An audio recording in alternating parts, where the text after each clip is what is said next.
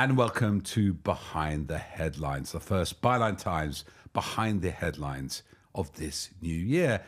And what a quiet beginning, don't you think? Hardeep and Adam, who join me here, our political editor and editor of the website, Adam Bienkov, and our editor-in-chief, Hardeep Matharu. Well, it's nice to start gently, isn't it, after the election of Donald Trump? And not much has been going on social media. It's all been quiet, hasn't it, Hardeep? Well, we're the three Musketeers today, but not in defence of a certain Mr. Musk, who arguably also got elected last November in America, as many people are we just didn't commenting. know it at the time. Just didn't know it. But yes, gosh, how could we have predicted that the events of, well, last July, when there was a Labour landslide, then there was an expected, win coming for Kamala Harris, which didn't materialise, Trump's return. But I think in the last few weeks, the acceleration of many dynamics between tech, politics, the far right, Racism. yeah, and geopolitics between Europe, between the US, not to mention conflicts still ongoing and the impact on that.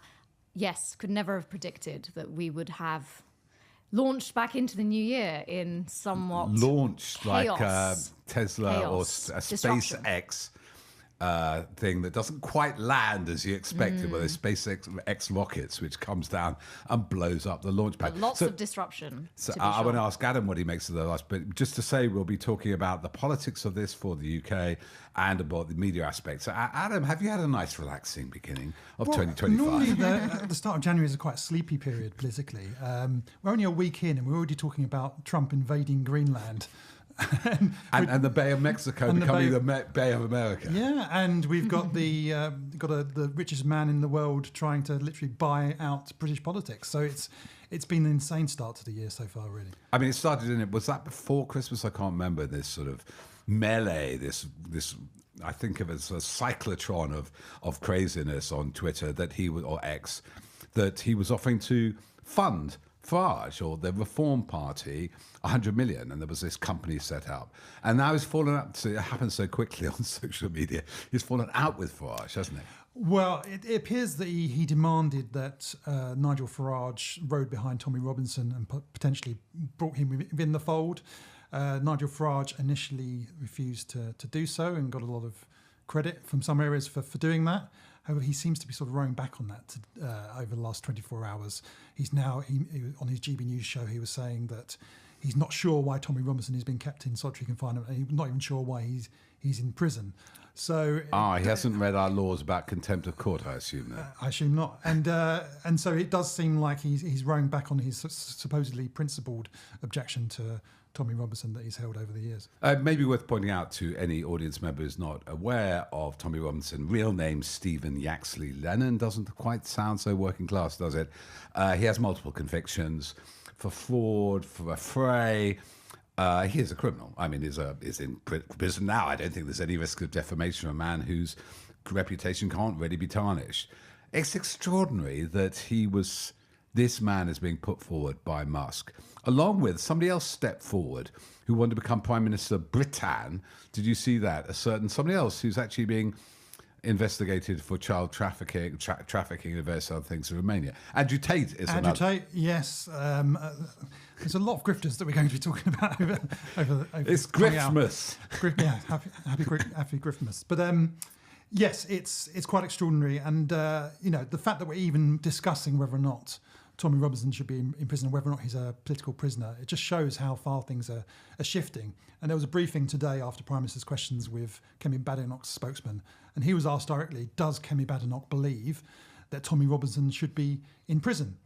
And he refused to answer that question, said, I'm not going to be talking about Tommy Robinson. It's a completely uncontroversial point. Even if he didn't want to refer to the specific case, he said, anyone who's been convicted should be in prison. It's called the criminal justice system. Exactly. It's called the rule of law. But this is how sort of terrified they've all become of the sort of wrath of Elon Musk and trying to sort of gain his favour and competing for retweets. I mean, there's a piece of legislation going through the House of Commons today, which is part of which is designed to improve actually protections against child abuse in schools and in the education system.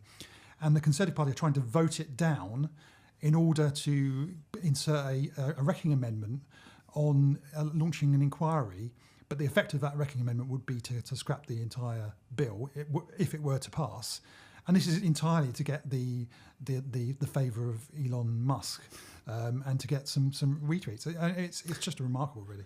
Just before we go to a bit more detail about the allegations about grooming gangs, there was, and quite the politics of the right, if you like, let's just dig a little bit down into the report we did, didn't we, Hardeep? It was last May edition. Andrew Kersley did a fantastic series, 4 reports, and you preluded them.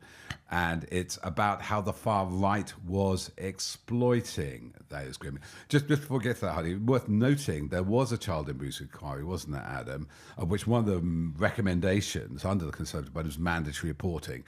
They didn't bring it in, but Labour is. So, yes, I mean, that was launched by Theresa May when she was Prime Minister, and it concluded in 2022, I believe. She had 20 recommendations from the report. None of them in the following years were implemented by the Conservative government. The issue of grooming gangs was not even discussed in Cabinet, according to Nadine Dorries.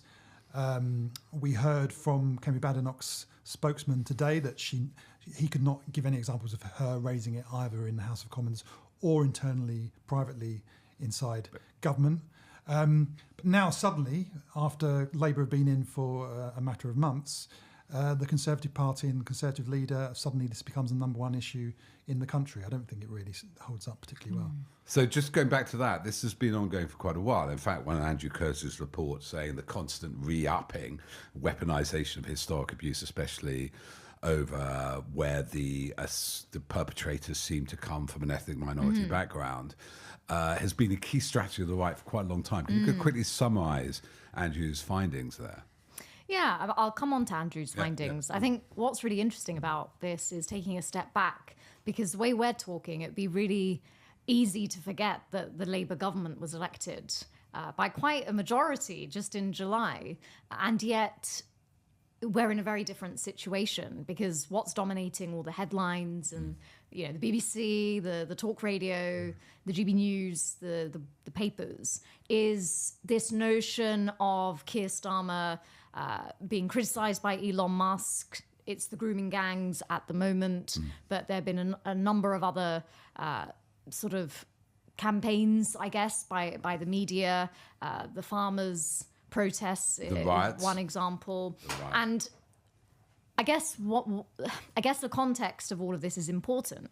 It's because the Labour government has not enjoyed quite the honeymoon people may have expected it to enjoy, and questions are being asked quite quickly about Nigel Farage and reform and how that might be quite an opposition to Labour in the years ahead. And I think that context is really relevant, because it's that that notion that the Labour government is already on the back foot is allowing a lot of space within the media to sort of narratives that are coming from the right wing, some would argue the far right of politics. And Elon Musk is accelerating all of that, because his talking points and his criticisms of Keir Starmer or any number of other points are feeding into what Farage is saying, what Reform is saying, what the Conservative Party is saying. That then puts more pressure on Keir Starmer. So I've written before about the sort of great noticing that has taken place since there's been a change of government. And I'm sure you can recall the time when Boris Johnson was asked on LBC in 2019. He was asked about child abuse investigations, and he complained about tens of millions of pounds being spaffed up the wall, as he put it. Now, I don't remember that getting a huge amount of coverage and outrage at the time. But also Nigel Farage today in the House of Commons speaking up against this issue, saying he cares about the safety of women. It was only a matter of months ago that it emerged that one of his own MPs, who sat alongside him today, James McMurdoch, was imprisoned in the past for beating up his girlfriend, repeatedly kicking his girlfriend. I don't remember him being particularly concerned about that issue when he was asked about that earlier. Or Andrew Tate, who he has bigged up, who is actually being prosecuted for child trafficking. Yeah. Your point about Labour being on the back foot. I do wonder whether this would have happened anyway. In a way, the precursor for this is the riots, isn't it? Because that was around the similar themes, amped up on X, actually weaponized and actually organized on X and Telegram. And at that point, Elon Musk was saying, it was the anti-migrant, it was the anti-Muslim line. Now we're adding child abuse to it, which is a classic. Yeah, I think it's really striking that those riots came quite quickly after the Labour election win last July. I do think... the story about Musk goes beyond Musk. It's sort of how the far right are gaining power across the world. Yeah. That has been a trend that has been happening for some time. Yeah. What's extraordinary about Britain is two things. In some ways, it appears to be an outlier in that it has elected, arguably a left of centre or sort of more centrist government. Yeah. But at the same time, what it's facing is an onslaught of attacks by the right of politics, the more extreme right of politics. And I think Tommy Robinson is obviously a key figure in all of this. He was a key figure in the riots in terms of, whipping people up. Organising, organising. And we've documented that. He's key insofar as saying we are the media now, Keir Starmer, you better watch out, you're not going to be in power for very long, we have the public with us. These sorts of narratives were happening with the riots. Elon Musk has very much channeled that, and I think it's more than just sort of, and the grooming gangs scandal obviously fits within a wider pattern of how the far right is being amplified, how it's gaining power. That's not to say that scandal wasn't a scandal. Of course it was. But there have been a number of inquiries into it, a number of recommendations which weren't implemented by the Conservative governments over a number of years. And are now being implemented by the current government. Yeah. And also, where they focus on Rochdale and, these specific weather assassination, many cab drivers, but there were many other examples. The government report concluded of white organised. And, Catholic Church on some occasions, football clubs in Scotland. It's not exclusively... The Home Office's own report found that the majority of child sexual abuse is not conducted by perpetrators from an Asian background.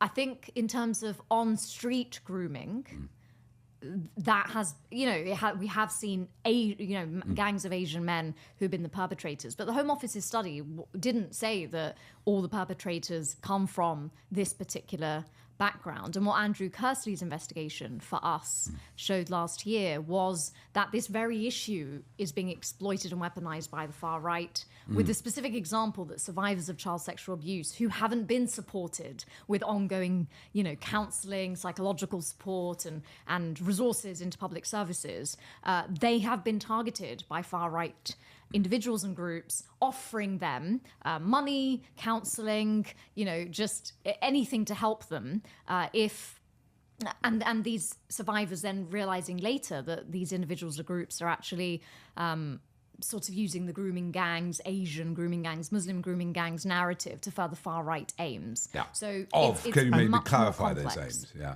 And you talked. I do think there's been some amnesia here from the media about how this has all been reported. And I think Andrew Kersley's reporting was quite prescient on this. You talked about the riots earlier summer, which we hear very little about in the media in months that have followed. What was it that drove those riots? Overwhelmingly, it was some of these ideas that spread about grooming gangs. It is Islamophobia on the whole. And what we're hearing from Elon Musk now, what we're hearing from the Shadow Justice Secretary, Robert Jenrick, we're hearing more examples of Islamophobic tropes. Robert Jenrick tweeted and spoke to the Telegraph and made comments in which he suggested that British Pakistanis, of which there are more than 1 million members of that community in the UK, he described them as coming from an alien and medieval culture. And that's not saying there are some people with medieval and alien views. They're not parts of that culture. The entire culture he is suggesting is medieval and alien. That is an extreme thing to be saying. And it is something that is likely to drive further prejudice against an already reviled minority and to drive potential violence on the streets. And the fact that we're not really talking about this, I mean, why is this not why are there not major demands on Kemi Badenoch to sack Robert Jenrick? I repeatedly asked her spokesman today whether she agreed with Jenrick's comments, and he essentially said that she does agree and that she believes culture is important. But why is this not a major scandal in the way that it would have been, say, 10 years ago under David Cameron? Yes, or even when Boris Johnson did his famous editorial, the backlash against him with the burqas and the Robert. Yeah, that was covered a lot more than what we've seen with Robert Jenrick. And it was mild insult about extreme, if you like, extremely religious Muslims. This is not even talk about Pakistanis, where I will not repeat the horrible slur, which was common in the 70s and 80s. You can still hear. Basically, that slur, beginning with P, applied to all people of colour who were Afro-Caribbean. It's a kind of massive... And it's dehumanising an entire community. It's powerlism. I mean, it's worse than Enoch Powell. It's saying, and accusing them of attacking children. The most Worst emotive. possible, Even worse than murder, the sort of crimes, the racist sort of depiction of black people as criminals. This is a huge... it's up there with the blood libel. It's up there. It does incite violence. It's extraordinary. Nobody can pick up on this. And this is being driven. I wonder if the wider context is the insecurity on the right. Because we had this sort of moment, don't we? We basically have three fractions, four, maybe, let's go, of the right. So whatever you say about Labour, it's pretty coherent. There's small calls from Blue Labour or something for an inquiry. I wish there'd be an inquiry into the riots like there was at the Scarman inquiry in the 80s. After big, really important inquiry after the Brixton riots in the 80s. Nothing's happened there. Labour could do that. But Labour, other than that, being quite consistent. What Musk seems to be doing, to me, I don't know how you feel about this, is really getting people competing to his attention and him getting more extreme. He's got self-radicalized. There was this moment, wasn't it, that Starmer blamed social media for the riots, or partially for the riots, instigating them, organizing them. Musk took great exception to that, and he started saying two-tier care, and then these people are being imprisoned just for free speech. Organizing a riot is not free speech. Throwing bricks at a mosque and a policeman is not free speech. Let's just clarify that, Elon. And then it's almost as in a vendetta with Starmer and the government. Well, Musk was cheering on those riots. I mean, he was actively calling, essentially saying that civil war is coming. Yeah, inevitable is what he said. And now he is choosing, somebody once says Twitter now, especially with the blue tick accounts, look at verified status. It basically is Stormfront. I mean, it is the most far-right language of Muslims are pedophiles, you're betraying the children that you'd find difficulty finding on Stormfront 10 years ago. So, but Elon Musk is a member of the new US government. I mean, that's why I think this is a uniquely challenging moment, because it's not just that he's the big media tech baron. He's also in Donald Trump's incoming government. It's very tricky for Keir Starmer's government to outright dismiss him. Yeah. I mean, Keir Starmer's comments this week about misinformation and lies that were being spread about the safeguarding minister, Jess Phillips, who Elon Musk said was a rape genocide apologist. Which Jess that's Phillips, the nicest things he said, but he said to Ed Davey. And she suffered an absolute barrage of abuse. She said that her security has had to be increased. It's already quite high as a female MP who gets a lot of abuse. But yes, this notion of Musk is not just a tech media baron. He's not just the ultimate heir to Rupert Murdoch and then some. He's a member of Donald Trump's government. And the MAGA movement is deeply entwined with the far right beliefs, conspiracist beliefs, and beliefs about chaos and disruption. I think it's important that we don't just get too bogged down with Elon Musk as this very colourful character. He's the ultimate meme villain in his own meta world. It's not just about him, it's what's behind him. In some ways, he's the man with the biggest megaphone in the world, channeling and voicing all of this, but there is a movement which is very powerful underneath him, which has been moving for some time. The tricky thing is, I think as Adam, you allude to, he is sort of setting the tone and calling the shots because of his platform and reach. You're right, the Conservative Party in its comments with regards to any individuals or things he talks about, such as the grooming gangs or Tommy Robinson, it is now watching to see what he does. And I think his unique power is he is a member of the government as well as a media tech baron. About to be. He's and not yet. That merger, which we've always seen in the UK, is very much there now in the US. I mean, our domestic media has played a role in this as well. I mean, it's notable that lots of Elon Musk's tweets over recent days and weeks have included links to content from GB News, which itself has been sort of playing off of the comments that he's made. So it's kind of vicious cycle between the two. And I want to get to the media aspect of it in a moment, because I think that's the crucial thing for us, is because we cover media and watching the supine nature of them towards the social media platforms they used to disparage as echo chambers. But before we get to that, I just want to go a bit more about the politics of this. So the one theory why he's doing this, by the way, is there's two theories actually. One is that he can't sleep. He does take medically prescribed ketamine. And he can't. He's quite open about that. It's in his, and he's quite often awake Californian time, just as the news cycle is breaking here, and he wants to have an impact. Another one is there was, and I've always said this, I say this, we say this in our editorial, don't we? That the MAGA, the Trump alliance is a very fractious and difficult one, because though they've all come together on something, they fell out. And a lot of the MAGA, the more nativist Americans, Bannon, a few others said, because Musk wants this visa scheme because he's a migrant. The other guy coming into the DOJ, Department of Government Efficiency, is also migrant. He wants these visas, which is very globalist. His anti-migrant sentiment doesn't extend to his own company, it seems. Or other tech barons. Yeah. And so there's a big falling out there. And it seems to me he chooses these moments when he's feeling in a corner. It's very revealing, because I'm not sure how much policy is here, how much of it is driven by ketamine, by his emotions. It's very emotional, like what he called Ed Davis. Doesn't sound like a sound strategy. So the politics there is very fractious. For me, it just represents how politics has utterly changed. It's just, as I've written for Byline Times, politics isn't about politics anymore, and Musk is the ultimate representation of that. Because you're right. I mean, there doesn't seem to be anything too coherent about his policy.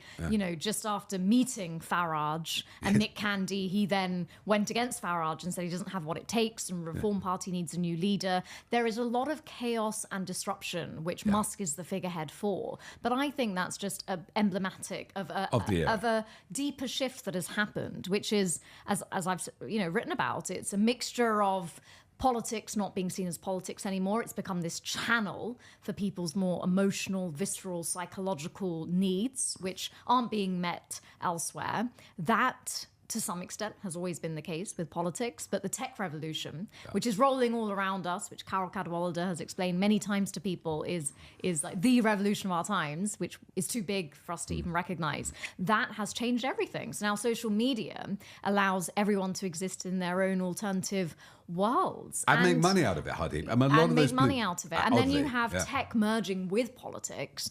Musk is the example of that. He's a member of the incoming US government. And Musk is sowing chaos and division and destruction. And I think it says something about our democracies, where we are at the whim of a man who may be on ketamine, maybe not be able to sleep. 6,000 miles away. May be emotionally arrogant. Who knows? But the fact that these democracies are at his whim shows that there's something very wrong, and to fix that is there's no simple answer to that. I don't think we can ignore the sort of role in sort of extreme wealth in this as well. There has been this explosion in the number of billionaires across the world, and the amount of wealth. I mean, I think it's unprecedented, the amount of wealth that Elon Musk has got. And when you have a situation when somebody has so much wealth and has such a reach in terms of his companies, in terms of social media, that there are no restraints on his behaviour. He apparently has no friends either to guide him.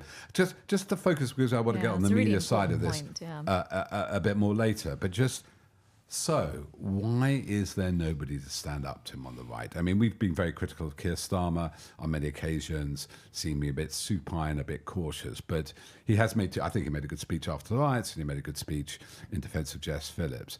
But nobody on the right seems to have a clue. There's no... one of the things we talked was patriotism. We don't want anybody in fear in our elections. Obama says something about you should vote this way. They're up in arms. Is that partly because the money situation? I mean, I haven't seen an oligarch, certain right-wing columnists wouldn't fawn in front of, and Musk is the biggest small. It's also that somehow there is no principle, old conservative principles, even the free market. Musk isn't a free marketeer. He's a monopolist. He has government contracts. This notion of free speech. We always had this idea of free speech. It's like the Americans treat the First Amendment like they treat the Fourth Amendment. They go around shooting people, willy-nilly with free. We always had, decency and decorum and a sense of respect. I thought was conservative values. Who, Adam, on the right, let's say centre-right onwards, apart from people like Dominic Grieve, who've now left the Conservative Party, who's going to stand up for good old British values? Well, nobody, it seems. I mean, and we've heard a lot over the last 10 years about, since the Brexit referendum, about how important sovereignty is. And where are the people on the Brexit? Where are the Brexit campaigners now speaking up against a foreign billionaire trying to disrupt our democracy, trying to buy our political parties, quite literally in the case of the Reform Party? Where are the Brexit supporting media organisations that are speaking up about this? It's a complete void. I think it is real. I mean, it's opportunism, but it's also, I think, moral cowardice on the part of a lot of these people as well. Well, there was the whole thing was that we can't be run from Brussels. We're being run by a bunker in Silicon Valley at the moment, wherever Musk happens to be. I think he's moving to Texas. And Brussels aren't. At no point we're trying to depose democratically elected governments. He said you should invade. Hasn't he said that? I've heard some MAGA supporters say, yeah, America should invade Britain. After they get to Greenland and then they bypass Iceland, they come and invade the UK to get rid of Starmer. And people in Britain are cheering this on. But I think it's an opportunity, actually, for the right. If you had somebody with that principle and with the willingness to stand up to Elon Musk and say, "Here's the line and no further. Yeah. This is wrong what you're doing," I think they'd get a lot of credit. I think from the British public, but there's a real weakness, I think, on the Conservatives, and I think that's embodied by Kemi Badenoch and her senior team as well. Well, this is like, I think this is again not just about Musk, and it's about an existential crisis for liberal democracy. And for a number of years since the referendum, I would say, in this country, the Conservative Party has been shifting more and more to the right. Peter Oborne, our Conservative columnist for the print edition, he has categorised that movement as far right. That's his assessment of it, having been in it for most of his working life. In the Conservative Party. In the Conservative Party. So I think there isn't anyone to stand up for it, because that political movement itself has gone so much that way towards oligarchy and money, because that was how they funded. That's what Peter Oborne's analysis of the festival, wasn't it? That back in the day, the Labour Party and the Conservatives, lots of millions, up to 1 million members paying small amount, ran out of money. They went racing after oligarchs, white tie dinners and things like that. The question, I guess, for Keir Starmer is, if the Conservatives are going along with it and certainly aren't going to question the sort of dangers of Musk and that sort of politics to a liberal democracy, then the obvious argument becomes it has to become Keir Starmer's fight. But in that fight, as we'll go on to discuss, he's up against it, because not only the Conservatives or the right of British politics, but also still to a large extent the media in this country, which is the traditional press, as well as social media and the Wild West, that is, it is very, very difficult, I think, for this government to stand up. But I think that's the real test that's coming. I mean, I can completely understand the sort of difficulty that Keir Starmer and his team are having over this. He's in an impossible situation. It's entirely the case. But whether or not he wants the fight is coming to him, and he can't really avoid it. I mean, there was, after Prime Minister's questions today, there was a briefing with the Prime Minister's spokesman, and there was quite a few questions about what the government's position is on Donald Trump threatening to take over Canada and Greenland, and they tried to sort of laugh it off. So no, but this is a serious question. The King of Canada is our king, and this is a threat to the sovereignty. I forgot that. Surely the government must have a position on this. Oh well, we look forward to working with Donald Trump, I think was the What, you're helping invade it? Yeah. So so whether or not they want to have this, they don't want to be talking about any of this stuff. They want to be talking about what they're going to do for the British people, understandably, but they can't avoid it. And I think in for a penny, in for a pound, you have to make your position clear on these issues. And I think he did well this week, but I just don't think that's going to be enough for Keir Starmer. It's also really difficult because we saw in America, Joe Biden and Kamala Harris, their positioning very much was, this is a fight for liberal democracy. They sort of went on that ticket, especially Kamala Harris. We're not going back. We have to keep our democracy. And it didn't win in the election. People didn't care. So really interesting. Would that kind of framing work here? Or are people, again, just jaded with politics and everyone's the same, liberal democracy, maybe we need some disruption? I think it's about how you frame it. I think you have to frame it as an issue of patriotism. We don't want this interference in our democracy. Yeah. And I think that's the way they have to frame it. I think that's the big difference, isn't it? I mean, Trump win was a shock to us, especially the early indications from somebody is now suing the Iowa poll. But we do understand it. Incumbency, a very fractious, he's a businessman. We talked to cab drivers in New York, didn't we? We said, well, Donald Trump get things done. He certainly is getting things done. But two things. One is, I'll ask you both, neither Farage, though he's more popular, figures like Musk, figures like Tommy Robinson or Andrew Tate, they're not of the scale, the stature, or the historic, celebrity value of Donald Trump. And so these doesn't quite work. But the other factor is, and maybe this is a bigger structural thing, we should look at this one time, because basically since 1945, Britain has said, go along with America. They're the ones with the big stick. They have the nuclear weapons. Then and as soon as over Suez, Britain did something in France without America's permission. They had to jump back out. Iraq, I mean, Tony Blair's calculation in 2003, the invasion of Iraq, would have been, it's better be wrong with America and right than right with Europe because of the power, because of our Trident submarines. So, the missiles are built by America. Is this also an opportunity, therefore, to break away from that special relationship, so it seems to be slightly codependent, and for us, and build, even if it's not in the EU, better European alliances? Well, I mean, it may not be a hypothetical question. I mean, Denmark and the United States and the United Kingdom are all members of NATO. Yeah. What happens if there is a threat to the sovereignty of a real live threat to the sovereignty of Greenland, which is from a NATO member? From a NATO member, where do we stand as members of NATO and supposed allies of both? Maybe that's why he's doing this. I, by the way, none of us seriously believe he's going to invade Canada, Greenland, or anybody. Even just by threatening it. Yes. It fractures that alliance. Exactly. And it breaks down those alliances and maybe that kept us safe in the West for so many decades. And maybe that's the aim. The disruption is to destroy, unsettle. And actually, because he says he doesn't launch wars. So just two things, Hardeep, do you want to look at that? We aren't America. And on that level, MAGA doesn't work here. Wouldn't work. That's what I'm posing to you. And whatever the criticism stick here, Starmer's government, I've not seen any polls, have you, that set for that right-wing fringe who supports Farage are at all persuaded by Musk. He's deeply unpopular, yeah. Yeah, he looks like the Mekong. He looks like an evil guy. Aside from a fraction of the population who is very keen. Yeah, and so that he's never going to build a coalition. You're never going to build a working coalition to take over the government from that, are you? It's destroying the right. Do you not feel that in a way that one thing Starmer needs to is just hold steady?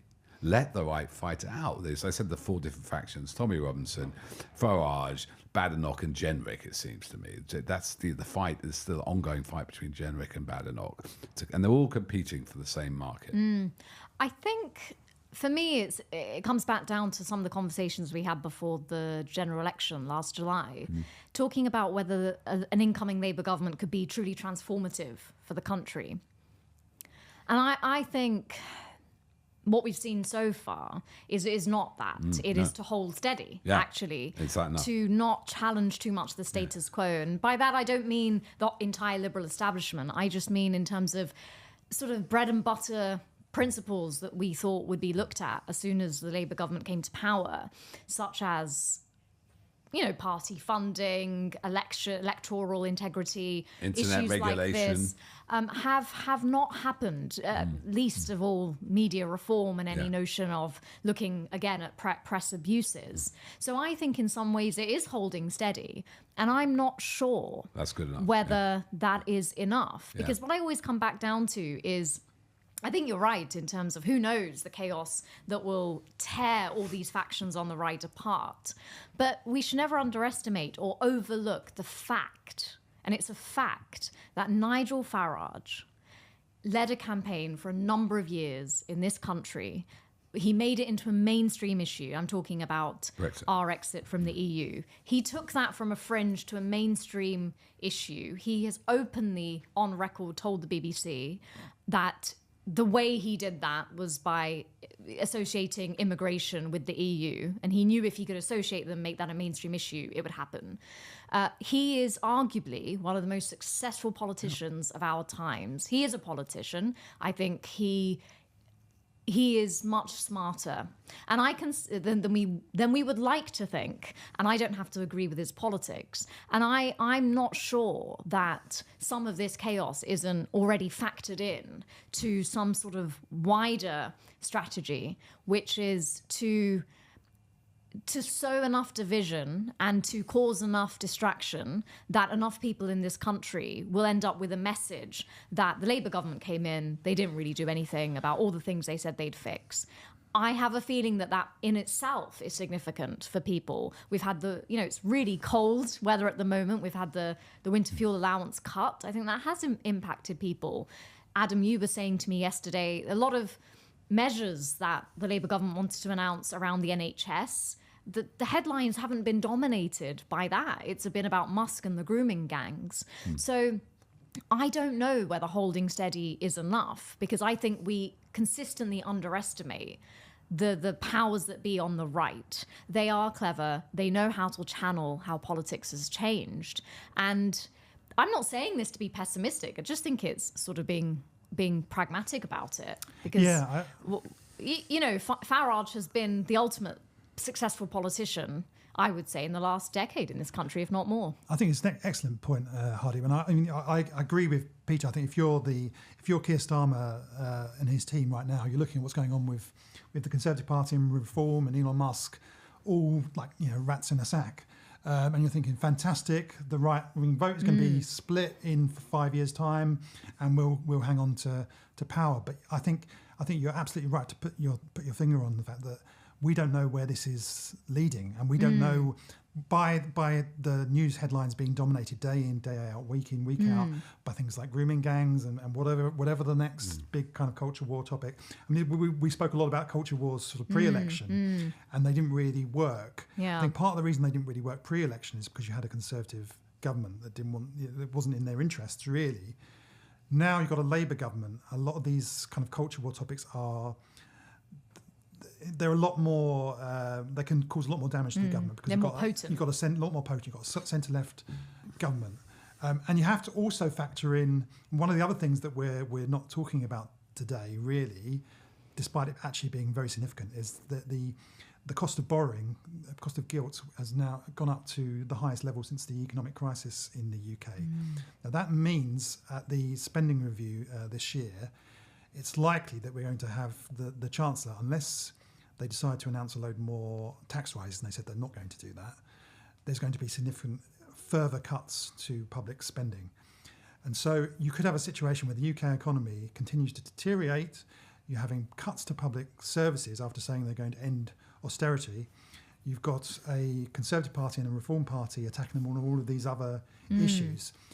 And even though the right is split, it then becomes an incredibly hostile political environment for a serving Labour government to survive. Yeah, and I think sorry, Peter, just last point about this culture wars point. I think it's really interesting, Adam, because in a way, these sort of culture war issues are more potent.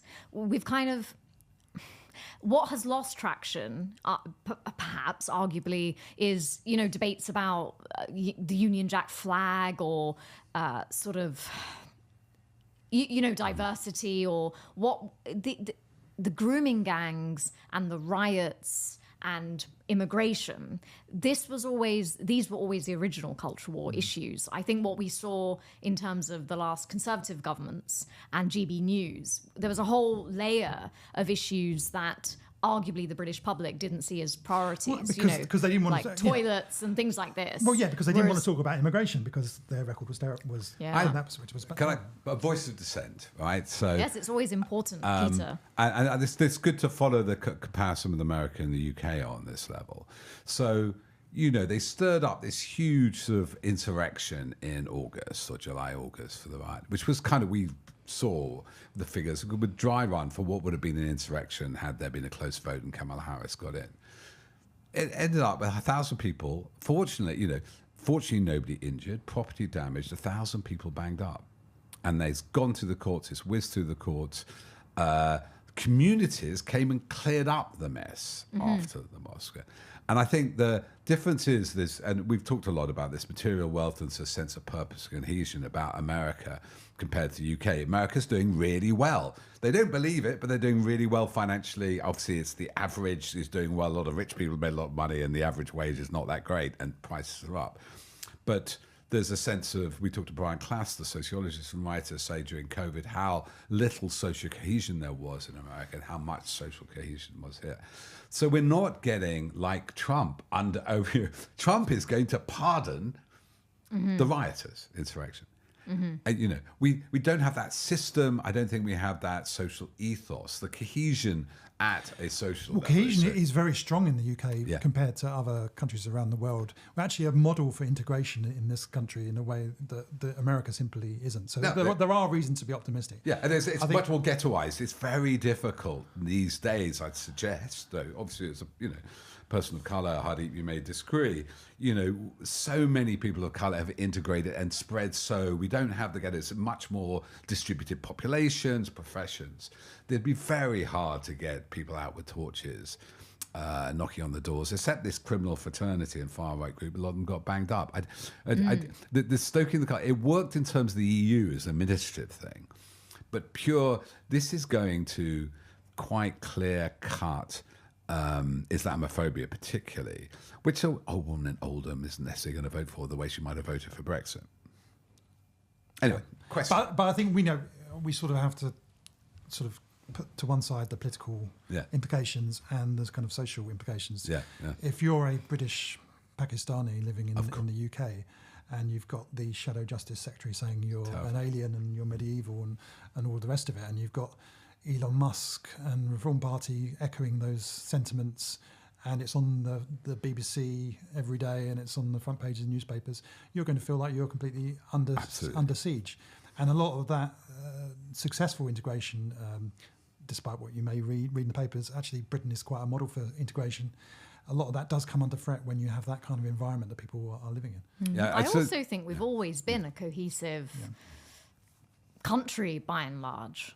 I just think the perception of politics, and particularly on the right, gives the impression of a lot of divisiveness in recent years. And I think that's where the disconnect comes. I know what you're saying, Peter. Is it that the political divisiveness is actually having an impact on the ground? Yeah.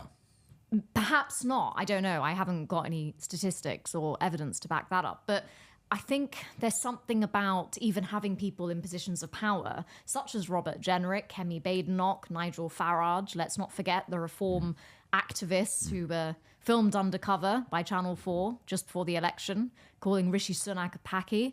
And Farage said they're just talking like ordinary folk. Even the fact that these people have status and the privilege of elected office, it's that is in itself problematic if it's not reflective of but the wider particularly if they get away with saying some of the things that Robert Jenrick says, what's next? The line just keeps getting shifted.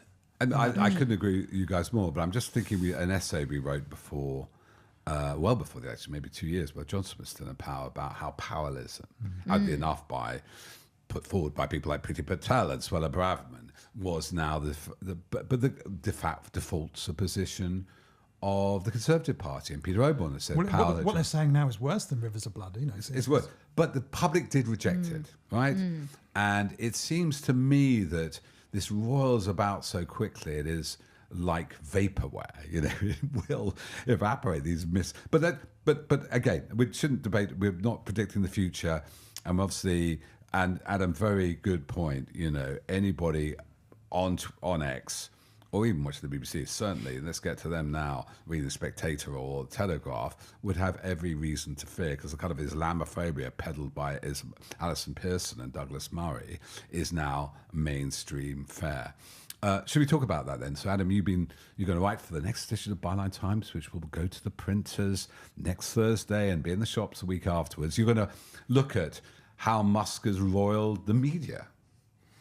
Indeed, and as we've been discussing, I mean, you may have expected sort of patriotic media, patriotic newspapers, take back control, return sovereignty to the UK, to be up in arms about this foreign billionaire coming over, trying to buy up our political parties, trying to depose our democratically elected government, elected just last year.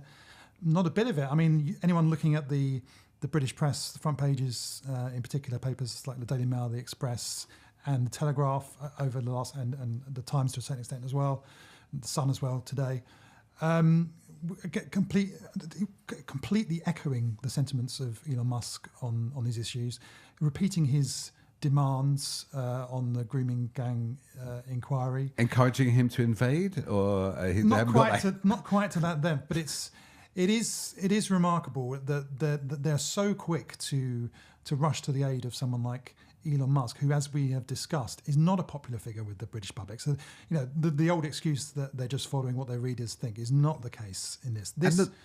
And the language he uses, like against Ed Davey, it is the lowest form of common abuse you expect from an 18-year-old troll, isn't it? He called him a snivelling cretin. I use that offensive term. It's not like Elon Musk is presenting any sort of interesting policies or nuance. You're in these and he clearly does not, beyond the politics of this, he clearly doesn't like the UK. He doesn't like the British people. It's obvious in all of his tweets. So where is, the British press makes a lot of it of patriotism and sort of flag waving. Why is it not standing up for the British people and for it's waving X flags on our independence? So you're at these lobby briefings. So what are the, when they're questioning the Prime Minister's spokesperson, are they going, what's Elon? Is it just like that? Are they taking his side in all these lobby briefings? I don't know. I mean, the Prime Minister made this speech earlier in the week about all of this, and was condemning Elon Musk, albeit not without mentioning him by name. And he suggested that the Conservative Party were jumping on a far right bandwagon, which, as we discussed, they clearly are doing so. Far to the right of Enoch Powell. But a lot of the questions, particularly from the Sun, but other outlets as well, was essentially saying, you are calling, the Prime Minister is calling anyone who's concerned about grooming gangs far right. And some of the questions also became, surely you're suggesting that us, the newspapers, are far right. And of course, they're saying, no, we're not suggesting that. But yeah, it's schoolboy kind of debating. So it sounds like Harry Cole to me. It's got that air of a. Well, Harry Cole was the first to make this point, I think, on X. And this was followed up by a press release by the Conservative Party on very similar lines. Are the other mainstream papers doing this, or is this being led by? Well, the Telegraph is now worse than the Sun, I'd say. It's no longer. Well, you look at the front page of online of the Daily Telegraph. It's completely dominated by these grooming gangs about Islam, and it's Musk wars. It's something that you would be unsurprised to have seen in a sort of far-right publication 10 years ago. Musk has, in many ways, just given these newspapers license to pursue the agenda they always probably wanted to against the Labour government. But he's given them license much quicker and in a more incendiary way, I think. So they can point to Elon Musk, who's a member of the incoming US government. He's not nobody, he's influential, arguably. And so it's not them bringing up the grooming gangs. It's Elon Musk, who's a politician and a tech media baron, bringing it up. And the new it's Da Vinci, relevant. according to Tim Montgomery. Exactly. So this is very, very interesting. Also, Musk, I mean, on a basic level, you know, the reason why Nigel Farage over many years has gained prominence and platforms in the media, he's a colourful character. Like, he's more colourful, or the perception is from the media that he is quite colourful. You know, he goes down the pub, he's a man of the people, he'll say what he thinks.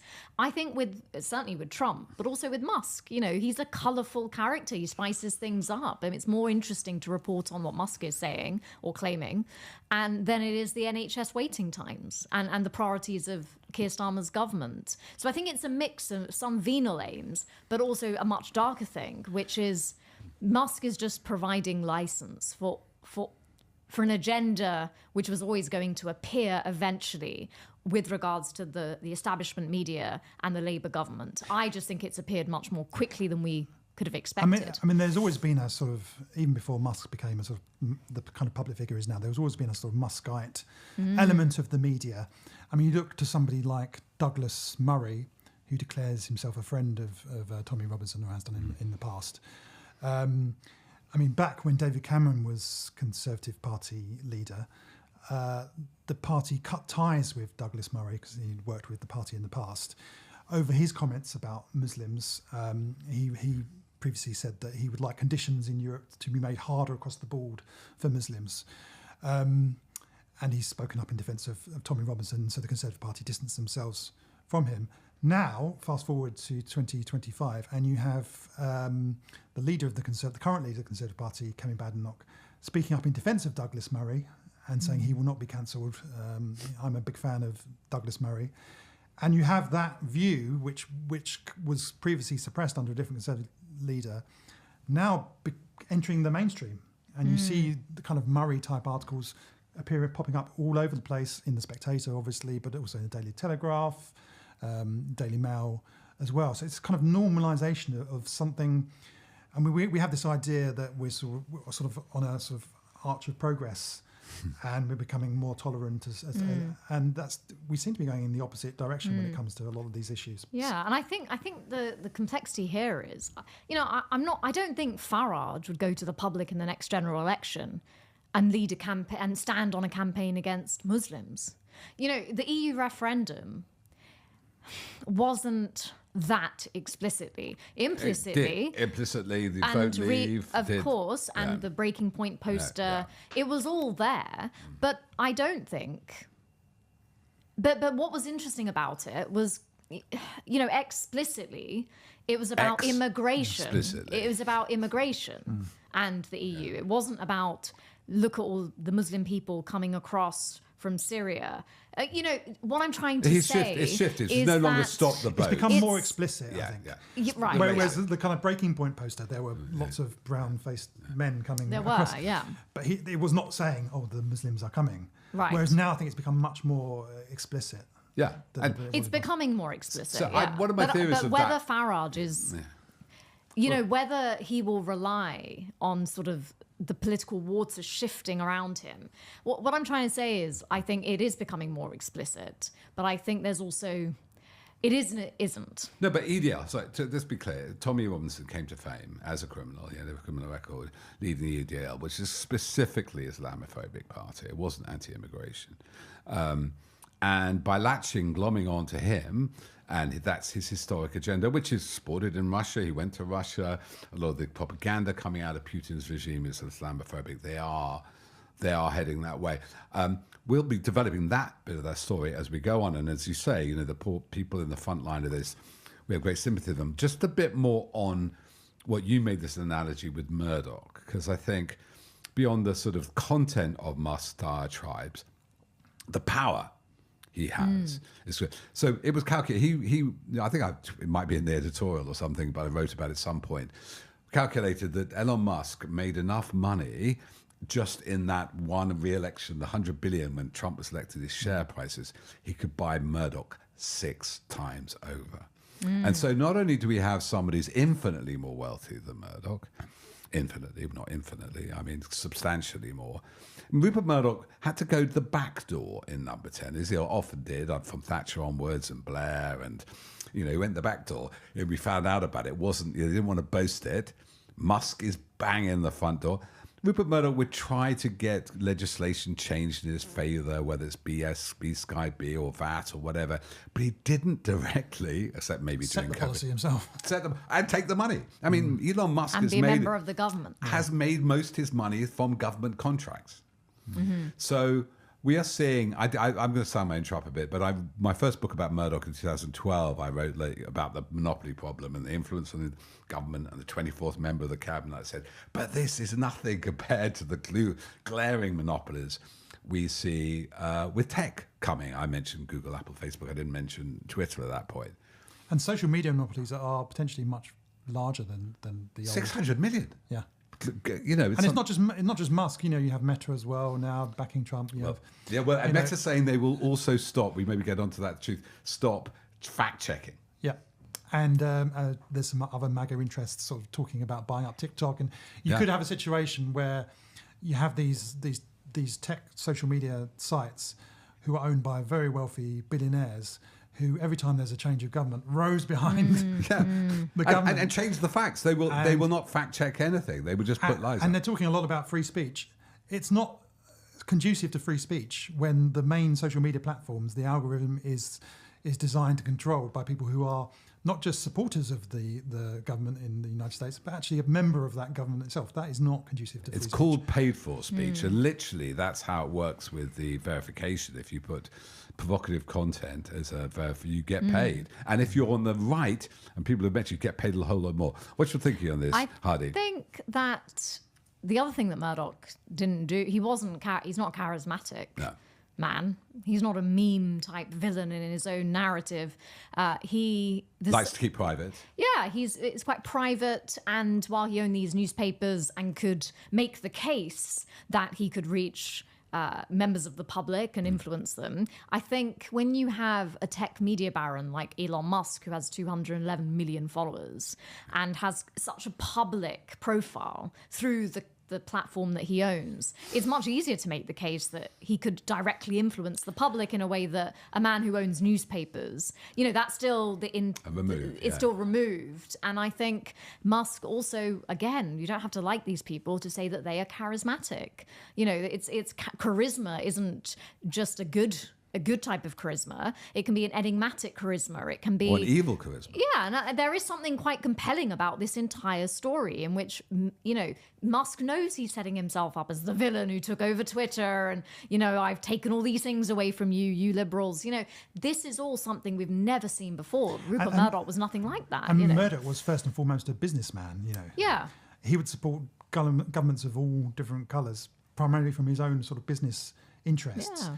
Whereas Musk, yes, business interests do come into it, obviously, but he is ideologically firmly on the sort of far right of the spectrum in a way that Murdoch was not. Although Murdoch was conservative, he was not anything on the same level. Therein lies a story which we must explore in the future, because at one point, a bit like Donald Trump, Elon Musk was seen as a bit of a Dem supporter.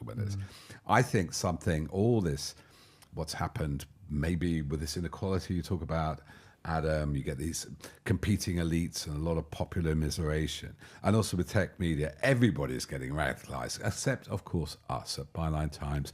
Remain steady, sober, and chart a course without extremism, only with pluralism.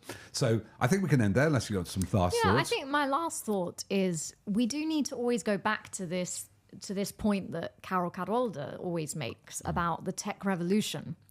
I'm still always really surprised by how little, we talk about social media companies, Elon Musk, where's he come from? The context and the joining of the dots in some of the journalism around this. It's because we're going through a tech revolution, an information revolution. That's why there's so much chaos and disruption. That's why social media has been a wild west. That's why we have no idea how our democracies are going to survive the onslaught, and we can't come up with, immediate solutions. We're living through phenomenal change, and it's all around us. And it was our columnist, Chris Gray, in the print edition, he once wrote that it's the revolution nobody voted for.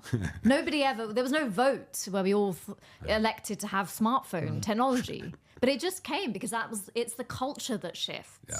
And I think this isn't properly recognized. And I don't blame Keir Starmer for not having a clue what to do about this. It's so much bigger than any of these players. And I think it's just always coming back down to that this is a revolution we're living through. And what does that do to our very concept of truth, which isn't just impacting journalism, it's actually impacting how we live together with politics itself. And these alternative realities that have been made possible, they could be infinite, you know, and people like Musk is handing alternate realities to people on a plate through a platform he has a complete monopoly over. I mean, it's easy to forget now, but you look back at the dawn of social media in the noughties, it was a very kind of egalitarian vision that this would enable sort of ordinary people to hold the powerful to account. And I think That'd be good for democracy. Be good for democracy. And for a while, and I think to a certain extent it did allow people voices who didn't have voices before. Then we had the sort of onset of the algorithm and the ownership of that algorithm. And instead of being a sort of way to bring voice to the voiceless, it's become a sort of I mean, I think Musk is the embodiment of this now. He's entering government as well. It's kind of a tool of power. It's like that ring in Lord of the Rings. Yeah. What's it called? The Ring of the Power. One Ring, yeah. The One Ring. And But it is, isn't it? Because you're right, it's a tool of power, the algorithm, who sees what is deemed to be newsworthy, important, relevant, the truth. It is a tool. It's a product of this ring of power, and it seems as if Musk is wearing it. Twitter is a good example. In its original form, it was kind of a sort of democratic, meritocratic system where if something was popular with the users, it would get more retweets and more shares, and that would rise up the.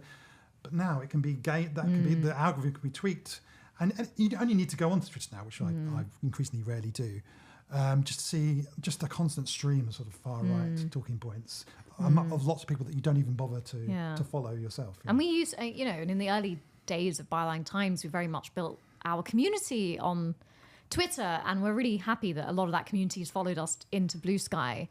But the question is, like, could we do that today, Peter? Do you think? One ring to rule them all, one ring to find them, one ring to bring them all, and in the darkness bind them. Well, we'll keep on covering this story as it develops. A cheering thought is in 1998, David Bowie said that the internet is an alien life form. And as we look back at the revolution it caused, something we didn't vote for, a bit like the Gutenberg Revolution, which created the printing press and led to 150 years of religious war in Europe. So we've only got 150 years to go. Meanwhile, we will be carrying on this story. We've also talking about Rupert Murdoch. There is a looming trial at the end of the month where, for the first time ever, Prince Harry and Tom Watson look set to cause the phone hacking and other cover-ups to come to the High Court. We have a crowdfunder there. If you go to Byline Times or subscribe at bylinetimes.com, and you can help us. And we'll be back a bit more regularly now we've had our Christmas break, and we have some exciting new stories to tell from the Rings of Power. Meanwhile, thank you, Hardeep, for your insights, and Adam, and we'll see you again very shortly. Thanks for watching, and do subscribe to Byline Times.